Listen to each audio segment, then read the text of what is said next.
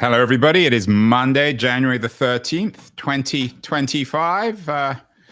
Over 2 years ago, we did what I thought was a memorable show, excusing the pun, with the world-famous best-selling author Lisa Genova on how writers can use both memory and forgetting to improve their work. At that point, Lisa had just come out with a nonfiction book, Remember, the Science of Memory and the Art of Forgetting. Lisa is one of the world's leading authorities, writers on neuroscience, many books, including Still Alice, which many people will know. It's got over 22,000 ratings on Amazon. And Lisa today has, or tomorrow actually, has a new book out.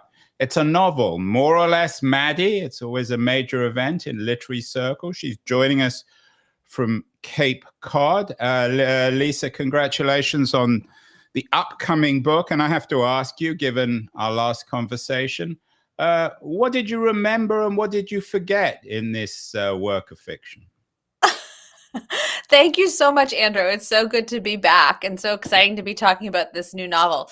What did I remember and what did I forget in writing this book? Is that the question? Where did you go? Oh no, Andrew, you're gone. All right. Easy opening question, Lisa. Oh, there you are. You disappeared from me. Yeah. So, just I'll do a little bit of editing, but just answer the question, and I'll cut that bit out. So you asked me, what did I remember and what did I forget in writing this new book? So Lisa, what did you remember and what did you forget to write More or Less Maddie? Well, I did a lot of research to write this book. I interviewed psychiatrists and psychologists, people who live with bipolar disorder and their family members. And then I sort of put all of that away and trust that I have absorbed and know what I need to know to leap off into fiction from that place of sort of nonfiction. Well, maybe my question was poorly phrased, Lisa. Okay. In terms of remembering and forgetting, your last book, Remember, the Science of Memory and the Art of Forgetting, is designed for writers. You're both a nonfiction and a fiction writer. In terms of the art or the act of writing fiction versus nonfiction, is there a difference in remembering and forgetting for fiction and nonfiction, particularly in the context of this new book, More or Less Maddie? I don't think so. It's not really my approach and how or in my process and how I write. I don't think in terms of memory and forgetting when I'm writing fiction. So yeah, that's not really relevant to writing this book. You did a lot of research for More or Less Maddie, and we're going to get into some of that research on bipolarity, on what some people see as the epidemic of mental illness now, particularly amongst young people, young women in the United States. Why is it so important in your view and you're known for your intense, serious research? Why do you need to research for a work of fiction? Well, I'm writing about people who tend to be ignored, feared, and misunderstood for what's going on inside their brains. And while I'm writing fiction, it's a made-up story that doesn't represent any one person's experience. My books are going to be read by people who have those disorders, people who love them, and for people who don't know anything about someone with bipolar disorder or Alzheimer's or autism or any of the others I've written about, this is their chance to actually learn something real about it.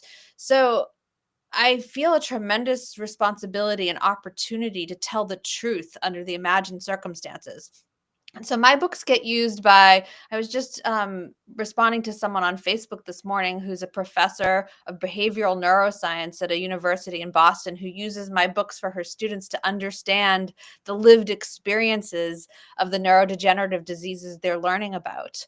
So they get used in OT, PT, nursing, medical schools. These books need to be accurate to really help people give them the trust that in the work that it's representative of what could actually happen. Perhaps, and I'm curious as to your response here, Lisa. Are we living in an unusually, and I'm not sure if this is the right word, rich time for mental illness and anxiety in one kind or another? I was doing some research before we started in terms of this term, the age of anxiety, often used to describe today's social media age. But the term was, I think, invented by W.H. Auden in 1944. But a lot of the research suggests that now America really is in an age of anxiety. How would you historicize our moment in terms of the history of mental illness? And this is 2025, no different from 1925 or 1825. No, I think it is very different. I think that historically, for all of the sort of dark sides of social media and the internet, one of the upsides is we can talk about issues in a way that is global. And so if you are experiencing anxiety or bipolar disorder or depression, you can go online and learn about it. And there are communities talking about it and people posting about it. So there's much more open conversation than ever before, for sure. These still carry so much stigma, shame, secrecy. But I think that we're at a point where there's a lot more opportunities for empathy, compassion, conversation than ever before. There are resources available where if you had bipolar disorder in 1900, you weren't going to get a diagnosis. You would be called crazy. You might be sent away into a mental institution and no one would ever see you again. That's not the case today. So while I think that mental illness appears to be more prevalent today than ever before, in some ways it's because we're talking about it more than ever before. I've forgotten the name of the author. I interviewed her probably 2 or 3 years ago, but she wrote a book about the current state of mental illness. And she argued that the mental illness is the civil rights of our age in terms of the equivalent of people demanding recognition. Do you think there's anything in that thesis? I'm nodding because I sort of understand the comparison and that, the dismissiveness that happens if you have a mental illness, the sort of, and it's interesting, like the term mental illness is even, I think, problematic. If you have Alzheimer's, Parkinson's, Huntington's disease, we don't say you have a mental illness, right? We say you have a neurological disease or a neurodegenerative disease. But if you have bipolar disorder or a PTSD or schizophrenia, we say you're mentally ill. And it's such there's so much wrapped in that term that people immediately fear you, distrust you, dismiss you, turn away, right? And so it becomes it becomes an identity that carries so much stigma, and it's a handicap to be labeled that, and it's an injustice. So I understand the comparison. So what language should we use, Lisa? It's interesting. I haven't necessarily come up with something better on my own. I do think that it is a made up term. So just to be clear, like when psychiatrists were designing the DSM, the manual of, psychiatric diseases and disorders, this isn't based on blood tests, MRIs, biological data. This is a categorizing behaviors and labeling it something that can potentially be treated as a medical disease. So it is a term that's made up. I don't think it serves us well. I think that neurological disorder, while that will also carry its own sort of stigma. People are afraid of anything that's going on from the neck up. I think neurological, in my experience now, which is a couple decades in writing about neurological diseases, disorders, conditions, I think neurological disorder carries less stigma than mental illness. I don't see a reason to use it. Weirdly, though, on the flip side, mental health is a lovely term, I think, and people can understand that and use that effectively. I just think the other side of that coin, mental illness, doesn't really serve anyone well. Should we retire the word normal when it comes to all these issues, Lisa? Is there such a thing as a normal person these days, particularly when it comes to their mental health? Well, yes and no. So, like the term is, and I go into this quite a bit in the book. My main character is a young woman. She's 20, 21 years old and has sort of always strived to be quote unquote normal, right? Like as And a this is teenager. Maddie. Yeah. So This is the Maddie from More or Less Maddie, your yeah, new so novel. Maddie's, the goal of most young people is to try to fit in and be normal and to build a life and like, oh, well, what is a normal life? It's like, well, go to college, get a job, get married, buy a house, have kids. Like sort of that's the the um the outline prescribed by our culture as normal. But is that something that is does that generate happiness? Is that everyone's normal? Like, of course not. So, and then in terms of neurological behavior, what's normal? The the idea of like what is the range of what allows you to function in the life you've chosen is quote unquote normal, right? So, and that's going to be different. That range is going to be different depending on what you've chosen to do. I talk about it in the book that behavior in Las Vegas that's acceptable there is very different from behavior that's acceptable in suburban Connecticut, which is very different from behavior that's acceptable on the beaches of the south of France. So, normal is so subjective. And to impose your normal on someone else's normal, it is unfair and doesn't really work. So the term is problematic for sure. So, in a sense, and I want to get to Maddie in a second, in a sense, Lisa, we make our own histories, but we don't make our own realities. No, we do not. Reality is so subjective. It's so subjective. Yeah, and But, but, but, but who's our brains don't doing tell us the truth of everything anyway. Right down to color. I mean, you and I don't perceive necessarily the same blue as the same blue. Um, yeah, I think it's the 10-year anniversary of that blue and gray or white and gold dress. I don't know if you remember that going around. Yeah, that of course is one of the reasons why everyone seems to be so anxious online, because on the internet blues look yellow and yellows look blue. But going back to that beach in the south of France, is there such a beach? Is there an actual reality? Is there an actual reality there in terms of how we perceive?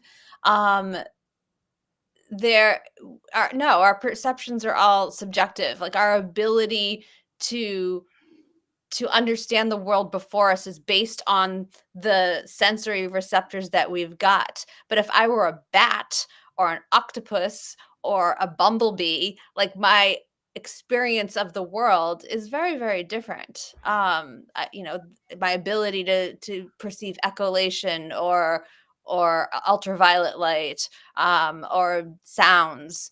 My dog's experience of the world, his reality, is based on primarily scent and sound and not visual, like it primarily is for us humans. So reality is subjective depending on the receptors, sensory receptors you have, and then the brain that you've got to interpret those signals. And that's of course, the job of a writer like yourself, both a neuroscientist and a very skilled nonfiction and fiction writer. So let's focus on the invented character at the heart of this new book, More or Less Maddie. Maddie, she grew up in Connecticut. What kind of reality did she see? So she's a white suburban young girl in an affluent town. Her father disappeared when she was 4, and she doesn't remember much about him, except that there were a lot of boats stranded on her front lawn, which she took as normal at the time, as much as a swing set or a grill would be to have in your yard. So he disappears, and her mom remarries someone much older who has a lot of money. And so her reality is about trying to get the best grades that she can to get into college, to then go to college, to have a boyfriend, to have sort of status through having that boyfriend who's a basketball player in high school, and then to go off to college and discover what she'll do. in life, and she's having trouble with that. She doesn't really know what she wants to do, and she looks around at her mother's and her stepfather's affluent life. They dine at the country club regularly, and she doesn't see this as what would make her happy in her future, and doesn't understand why everybody else wants to do this either. And what about those boats on the front lawn? They sound like some sort of surrealist painting. What's the explanation of what happened to her father? Well, as the story unfolds and Maddie ends up diagnosed with bipolar disorder, her sister sort of reminds her, well, this is scary for mom in particular, because this is what happened with dad.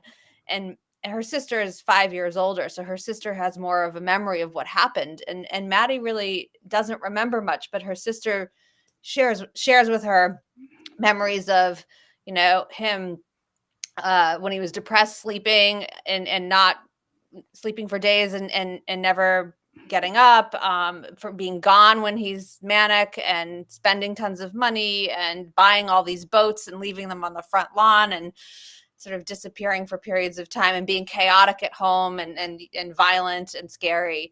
Um, so he left and never returned, and they tried to find him and couldn't. So they don't know if he's remarried under a new name somewhere else, if he's sailing on one of those boats in the South Pacific, if he's homeless somewhere, if he's died. They don't know. So this bipolarity, which is the neurological or the scientific heart of your book, is it inheritable? Is the people with parents who suffered from bipolar disorder, are they more likely to suffer it themselves than people whose parents didn't have it? Yeah, there's a genetic component to it, but it's not a purely genetic illness. So family history is a risk factor. So if I have bipolar disorder, my children have a 10% chance of inheriting this, which is higher than the general population. It's about 2%. So 1 in 50 folks have bipolar disorder in the general population. If you're an identical twin, your twin has a 48% chance of having bipolar disorder if you have it. So it's not 100% genetic. Yeah, those numbers are always chilling when a doctor throws numbers at you. I did a little bit of research before here, and when I was looking up bipolar disorder, 1 in 5 US adults live with a mental health condition. But that stat, the 20% of US adults who supposedly live with a mental health condition, that doesn't tell us anything about bipolar disorder, does it, Lisa? No, because that's bundling in, general depression and anxiety disorders, schizophrenia. Also, these statistics are interesting too to me, because the counting of it all, you can imagine that socioeconomics play into these being somewhat inaccurate, right? Because it's kind of difficult to get a diagnosis of bipolar disorder. It's the average is like something like 7 to 10 years to get the right diagnosis, and you've seen at least 3 doctors before you get there. And so if if you don't have money, if you don't have access to healthcare, you're probably not going to get a diagnosis. So I would imagine those numbers are highly underrepresentative of the actual number of people who are struggling with mental illness. So, and I'm not sure, and probably most people disagree, but I'm not sure whether always not having access to healthcare is good or bad. Maybe the privileged people like I was going to say Lisa Genova, Maddie living in Connecticut, who have access to expensive doctors, may not always be beneficial to them. But anyway, let's get to Well, what. no, let me push back on that for a second. I think that in this case, it is like, if you are undiagnosed with bipolar disorder, you are going to really struggle when you have debilitating depression, and when you have a manic episode that might really blow up your life. Like you might it's going to be really difficult for you to maintain stability in a functional life if you don't have the guardrails of medications, support in your family, and your doctor, an understanding of what your triggers are, and how to how to manage those, and having a therapist to help you sort of understand your own ability to stay stable. So I disagree with that.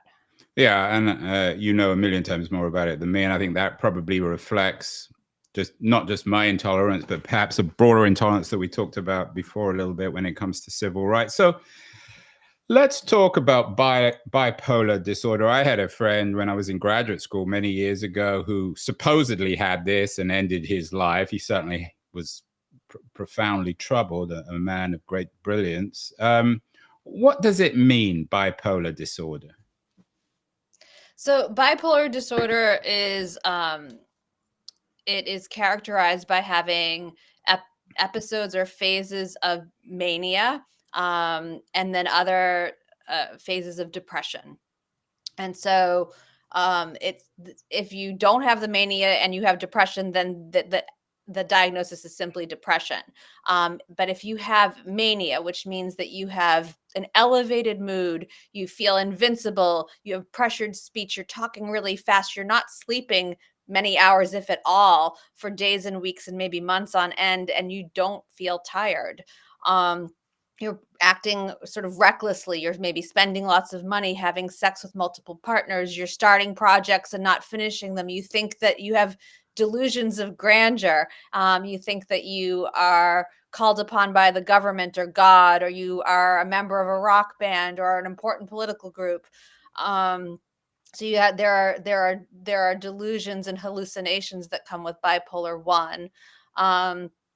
And they last for a period of time and then often go back to a stable sort of quote unquote normal phase, and then swing back into a depression or mania over time. So it's a disease that continues, that can continue to swing into these mood states. Is there a functional version of this? Because the way you describe it might be a description of Napoleon or Elon Musk or some of these other high achievers who are yo-yoing, or is that again a rather unfair, unscientific question? So the depressions are debilitating. I think people tend to spend more time in depression than mania. And so those, like, I think it's at least a third of the time on average that people are in depression. And that's not a functional state to get anything done. So these people who are quote unquote high functioning are not functioning when they are depressed. But prior to full on mania, and then if it's what's labeled bipolar 2, you have something sort of like mania light. It's called hypomania. And so you don't have the delusions or the hallucinations. You're not what's called psychotic, but you just have that elevated energy, elevated mood. You're very charismatic. You're able to you can be very productive. It doesn't necessarily mean you're working on something that makes sense or that you're even good at, but you believe you're good at it. So you might not be productive at something that's actually effective. But in that hypomanic phase, if you are talented, if you are brilliant, you can get a lot done. And a lot of famous creative people who've had bipolar 2 have been creative and productive in those hypomanic states. Who comes to mind? The one There. who comes to mind for me is Nietzsche, who, of course, was the inspiration for Foucault's work on insanity as a historian. Okay. I mean, who comes to mind for you? Gosh, I'm not even thinking of anyone at the moment. I don't have my handy list of famous people who may or may not have been bipolar. So maybe let's get to Maddie. But also just to say, like, that hypomania sounds marvelous, and people who have bipolar disorder will talk about that state as being magical. And if it were just hypomanic, like, it wouldn't be a problem. But the problem is you don't stay there. And you swing down into depression. Like, the cost of the hypomania is that you will at some point be depressed, and it's awful. And then the hypomania also, it can be disruptive and destructive in that you might be working, 24 hours a day on some amazing project that once you're not hypomanic turns out to be not so amazing and could be actually even embarrassing. So it's not always a wonderful thing.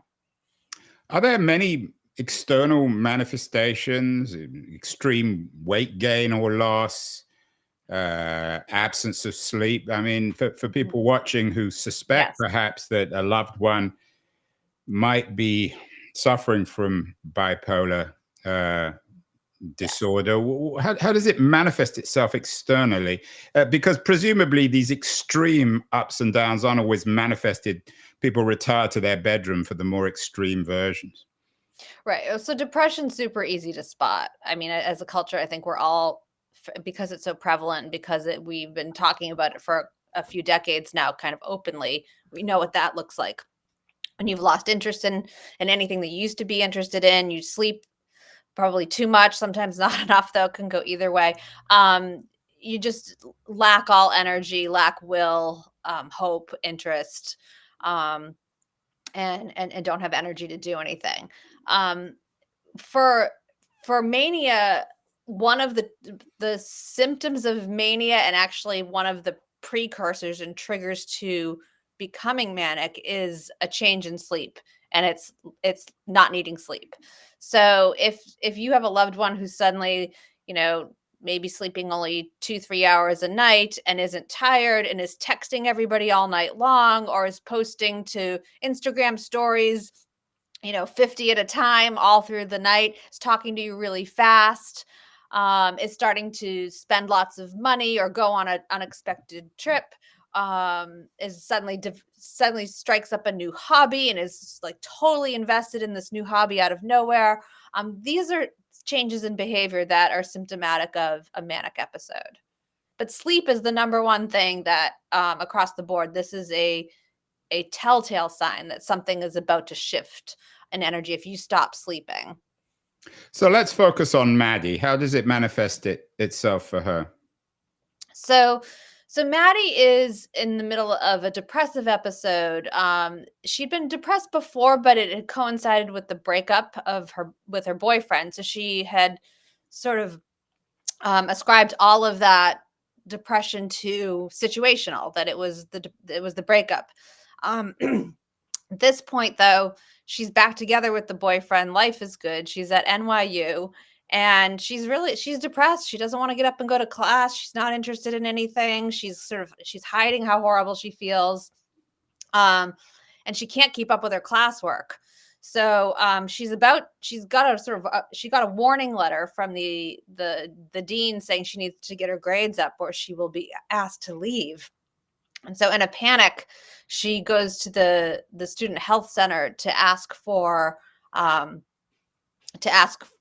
sort of an excuse. Like, I've been really overwhelmed and anxious and depressed, and I need a minute. Like, can I get an extension on this paper kind of request? And she gets the extension she needs and the excuse she needs, but she also gets a prescription for an antidepressant.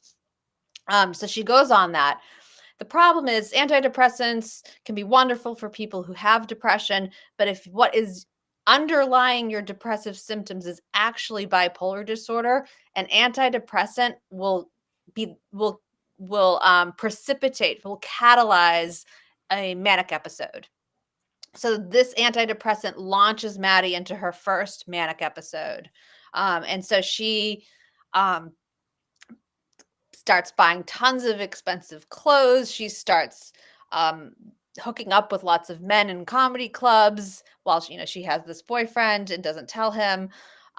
She is, when you say hooking up in comedy, you mean literally in comedy clubs, or men she meets there?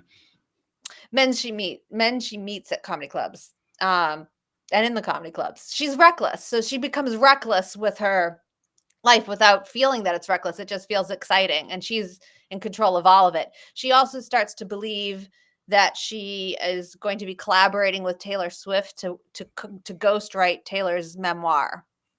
So she has a particular affinity with Taylor Swift's work. Yes. And then she also believes, as she's hanging around these comedy clubs, that she's going to become a comedian, and she's been hired. She has a contract with Netflix to write a 1-hour comedy special. So this is now bipolar 1. She's got these delusions that aren't real, but she believes them. I wonder, and I want to get to the comedy stuff because it's the heart of the novel in a second, Lisa. But what about the role of external stimulants of one kind? Psychedelics now becoming more and more mainstream. Of course, many kids at NYU, we both got kids who have been at NYU. Everybody knows that one kind of stimulant or another, alcohol, one kind of drug or other, is ubiquitous at places like NYU. Before we go back to Maddie, the recklessness you talk about in bipolar disorder, does that tend to encourage the use of external, often illicit drugs? Yes, and the disorder itself. So while your energy and mood and sleep are becoming deregulated, you are often people often use stimulants and depressants to help sort of manage and sort of like massage and amplify or bring down or bring up the experience they're having. So if I'm manic and I'm maybe starting to come down from that a little, cocaine or amphetamine or stimulants that can help bump that mood back up to where it had been. If I'm too manic for the situation, I might drink alcohol because that's a depressant. And one of the things that a good psychiatrist and psychologist will insist with their bipolar patients is that they stay away from um, all substances of abuse, so all stimulants, all other depressants, because it's too difficult to treat you if you're trying to manage and stabilize your mood and energy, and you're taking these other substances that are going to swing you. But it's super common for people with bipolar disorder to use those substances to affect their moods and play with their moods even more. Is there something coincidental about Maddie's attraction to stand-up comedy? I have to admit, I'm not a big fan. It always seems, or many of the leading supposed entertainers, purveyors of stand-up comedy, seem to me to be manic. I don't know about being bipolar, but is it coincidental that this is the heart of the novel, or is there something about stand-up comedy in America which somehow lends itself almost inevitably to this story and to her own bipolar delusions? So I think, some people have asked me along the way, like, oh, it seems like stand-up comedians have bipolar disorder more than other people. Is that true? Are you more likely to have bipolar disorder if you're a stand-up comedian? And I don't know that that's true. There's no data on that. I will say this, though. Stand-up comedians tend to talk about very openly using their own life experience in their acts, in their bits. And so we get to know what's going on with them, as opposed to accountants, doctors, lawyers. They're not letting you know inside their internal worlds on a stage. So I don't think it necessarily means like, oh, if I'm interested in stand-up comedy, having bipolar is one of the ingredients that helps me go in that direction. I think that I chose her to be a stand-up comic because I liked the idea of, in being a stand-up comic, you sort of experience a bit of the bipolar experience on stage. So if I'm killing it, if I am making everyone laugh and we are in on this together, it is the biggest high. It's so euphoric and exciting and almost addictive. Like comedians talk about wanting, that's why they do it. They want that feeling over and over again. And then if they're bombing, no one's laughing, everybody hates it. It feels like a death. It's the worst feeling in the world. You feel alone and like you just want to die. And that to me sort of is like depression. So it was like, oh, this swing that can happen within moments on a stage if you're a stand-up comedian is interestingly it's a very bipolar experience. I also wanted to give Maddie an aspiration that was outside of what's quote unquote normal in our culture today for a young woman. So this idea of striving for normalcy, whether it's because you have something like bipolar disorder or it's because you're a young woman starting out in life, like who's to say what is normal and when is it healthy to strive for that and when is it maybe okay to say no, I'm choosing something that's outside of what you all are calling normal. So I thought stand-up comedy was perfect for that. And I also thought it would give me a chance. It was hard. I had to go learn how to write stand-up comedy, which was an interesting challenge. But it also gave me an opportunity to invite some humor and levity into this story, which can be very, dark at times. Yeah, and I know you've done you did a lot of research. Maria Bamford, Amy Schumer, Yeah. Matt Pavich. Yeah. Who's your favorite? Oh gosh, I have a lot of favorites. That is one of the great joys of doing the research for this book is I have been to a lot of comedy shows and have met some in person. I'll rattle off a few. So Maria Bamford and Amy Schumer are certainly two of them. You got those. And you talked to them both, right, for the Yes, book? and doing the research, yes. Taylor Tomlinson is probably one of my top favorites for sure. She actually has bipolar and uses it in her act.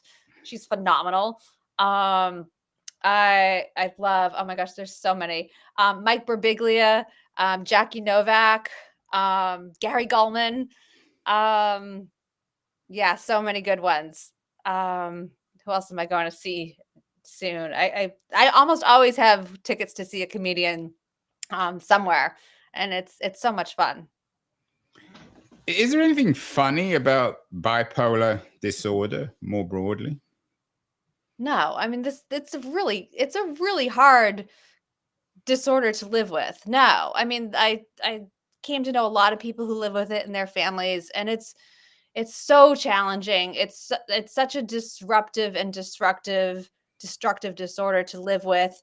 It's so stigmatized, and um, people will distrust you for having it.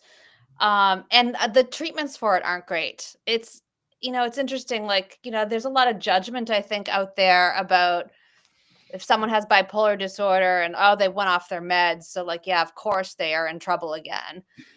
This sort of judgment over like, well, if you would just stay on your meds, sorry, then you'd be fine. But honestly, the treatments are not specific, and they have such hideous side effects often that at times you could wonder, is my lived experience with these side effects worse than the symptoms of the illness? Or maybe the treatments are actually working and you've been stable for so long that you kind of forget how bad that last manic episode was. And because, by the way, you also don't lay down great memories while you're manic. Your brain doesn't really process memory great when you're in that state. And you kind of forget. I liken it, without having bipolar myself, I kind of liken it to like how women forget how much pain labor and delivery is, and we are willing to have more children. But time goes by, and if you're stable on the meds and you're taking these every day and you're not feeling, you get some, you've got some symptoms, but otherwise your mood's been stable for so long, you can sort of convince yourself like, well, maybe I don't have it anymore. And you go off. And then of course you do end up having a recurrence of depression or mania, and things go sideways again. But it's a really difficult disorder to live with, between both the actual experience of it and then how the world treats you for having it. So I don't think it's funny, but it's also human. So in addition to all of those things, you are not the disorder. Like I talk about that in the book too. Like, she has bipolar, I think is the right language, not I am bipolar, right? You're more than this illness. So whilst this is a book central in some ways about stand-up comedy. It's not a funny novel, and it's not a tragic one either, is it?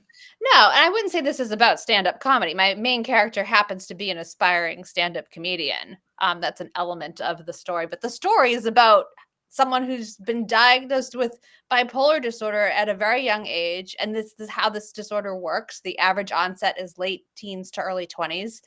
So you're just about at an age where you're starting to assemble an identity, right? You're choosing a career, you might be choosing a life partner, you're choosing where you want to live. And then this disease comes in, this disorder comes in and wants to take over your identity. So it really is a crisis of who am I and how do I incorporate this into who I am without it overcoming me, without it defining me. So I think that's the story. And the stand-up comedy, it should be fun. It should make you laugh out loud. And it is exciting to see this young woman pursue something that her family of origin is saying, oh, I don't know, you've got a disease of instability and you want to choose a career that's so unstable and you're a woman in comedy. Like that's a tough thing to go after. So this young woman is pretty fierce. Yeah. And her comedy was really fun to write. Isn't that, I mean, it'd be better for her to be a stand-up comic than an accountant. Yeah, that's not a novel what is you the wanna read. natural trade or calling of somebody who suffers from this in terms of living a functional life? Should they tend towards something like stand-up comedy or something like accountancy? Well, it's a very broad question because it depends on the individual. If your meds are you're able to stay on the meds and they work for you. Bipolar is tough, I would say, for stand-up comedy because and this was discussed in the book with her doctor and mother as well. You're choosing a career that's in bars and nightclubs where the hours could be that you're working at midnight. And it's super important to get consistent and regular sleep with this disorder. Super important to stay away from alcohol and drugs. So If probably, yeah, that's you're gonna probably be better off being an accountant than a stand-up comic. it's more stable for sure, but this is your one life. Like if you're called to do something that's, on stage in a nightclub, then there are ways to figure out how to live a full and stable life with bipolar disorder. And I really hope I've made that clear in the book. I think I have. Lisa, finally, this is a global disease, obviously, a bipolar disorder. I'm not sure how America fares on the league table of bipolar disorder, but is there something particularly American about the issue of agency? The promise of America, right from its foundation, is that we manage our own lives, we shape our own lives. That's what was known as the American dream is. That we manage ourselves. What you note about bipolar disorder is that it manages us. So how does the America context fit in here? I mean, could this have been a book set in London or Paris or Tokyo? Yeah, absolutely. This is a global issue. This affects, again, 2 to 5% of the population worldwide. And I think that your language right there, like this is a disease that manages us, isn't quite right. I think that undiagnosed, this disease will ruin lives. Like it is unmanaged, it will control you. You will end up in these manic states or depressive states and have no say over it. But a diagnosis allows you to have a say, to have agency over it. And that works. If you have a collaborative team, if you've got a good psychiatrist, psychologist, if you've got, family who is helping you to recognize symptoms and triggers. If you are finding a cocktail of medications that is livable for you, then you can live with bipolar disorder. You can live effectively and functionally with it for sure. Do you have a favorite joke that Maddie tells?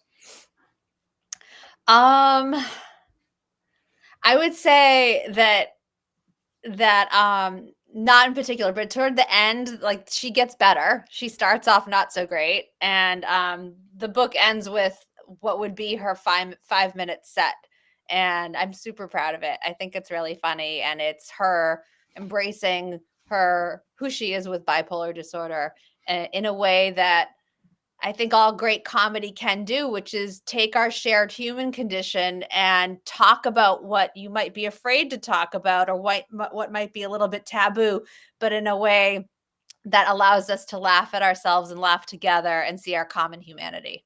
Lisa, Genova, wonderful to have you back on the show. A real honor. I hope it won't be another 2 years till I see you again. You need to get going on another book. But congratulations on More or Less Maddie. I've started reading it. It's wonderfully written, fascinating, tragic, funny, all the right words to use for a novel. So congratulations on that. And I hope you have a very healthy, and I use this word carefully, Lisa, normal 2025.